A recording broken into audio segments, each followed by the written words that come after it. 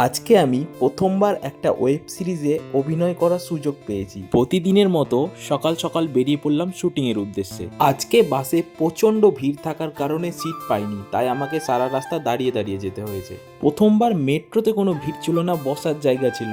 Metro থেকে নেমে কিছুক্ষণ হেঁটেই পৌঁছে গেলাম প্রোডাকশনের বাসের কাছে।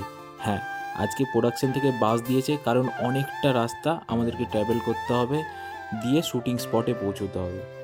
আমার আগে বাস সহ্য হতো না, বাসে উঠলেই বমি পেয়ে যেত। 3 বছর কলকাতায় থেকে আমি অনেক কিছু সহ্য করা শিখেছি, অনেক কষ্ট করেছি। জানি না এর ফল কবে পাবো। এখন আমি বাস থেকে নেমে পড়েছি। এই দেখো, এই বাড়িটাতে আজকে শুটিং হবে। খুব সুন্দর না বাড়িটা? এত সুন্দর স্পটে আমি কিন্তু অনেক দিন পর এলাম। এই দেখো, শুটিংয়ের সমস্ত যাবতীয় জিনিস রেডি করা হচ্ছে। কস্টিউম চেঞ্জ করে রেস্ট করছি। এই দেখো, এই রুমটা দিয়েছে আমাদের আজকে থাকতে। রুম যা আছে, এসিটাও খারাপ। প্রচণ্ড গরম লাগছে, বিশ্বাস করো, প্রচণ্ড গরম, থাকা যাচ্ছে না। রুমে প্রচণ্ড গরম লাগছিল, তাই ব্যালকনিতে চলে এলাম। এই দেখো, এইখানে হবে আর একটু পর শুটিং। জায়গাটা কেমন লাগছে কমেন্টে জানাও। আমার তো খুব সুন্দর লাগছে, দারুণ জায়গা এটা একটা, কিন্তু প্রচণ্ড গরম।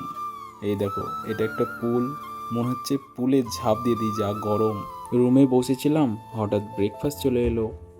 এই দেখো, বৃষ্টি পড়ছে আর আমাদের সিন চলছে দারু পার্টি। কিন্তু আমি ভিজে যাচ্ছি। দুটো সিন করার পর দুপুরের খাবারও চলে এলো।